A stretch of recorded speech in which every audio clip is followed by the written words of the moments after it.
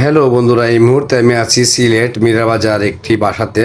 আর বাসাতে ধর্মীয় অনুষ্ঠান ছিল বলতে ওই বাসার গুরুদেবের অনুষ্ঠান ছিল গুরু পূর্ণিমার দিন। তো আমি ভক্তি করলাম এখানে, ভদ্রমহিলা আমাকে প্রসাদ টসাদ দিল।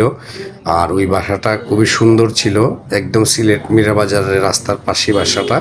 আর আমরা যে বাসায় গেছিলাম সেই বাসার সাথে সেই বাসার আত্মীয়তা, ধর্ম আত্মীয়। তো আমাদেরকে নিমন্ত্রণ করছে, তো আমরা চলে গেলাম এই বাসায়, যাই সেরা প্রসাদ টসাদ নিলাম সবাই মিলেমিশে বসে। আর ভদ্রমহিলা আমার সাথে কথা বলছিল যে কোথায় বাড়ি, আমি বললাম যে হবিগঞ্জ বাড়ি।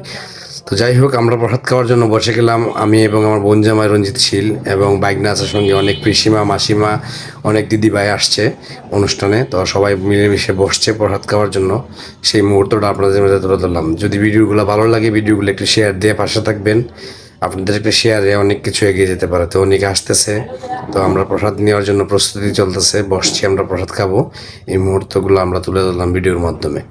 যাই হোক, ভিডিওগুলো কেমন লাগে অবশ্যই বলবেন। আর মীরাবাজার ধর্মীয় অনুষ্ঠানে ছিলাম আমরা, গুরুদেবের গুরু পূর্ণিমার অনুষ্ঠান ছিল। তো প্রসাদ আমরা নিচ্ছি এই মুহূর্তে। সবাই ভালো থাকবেন, সুস্থ থাকবেন।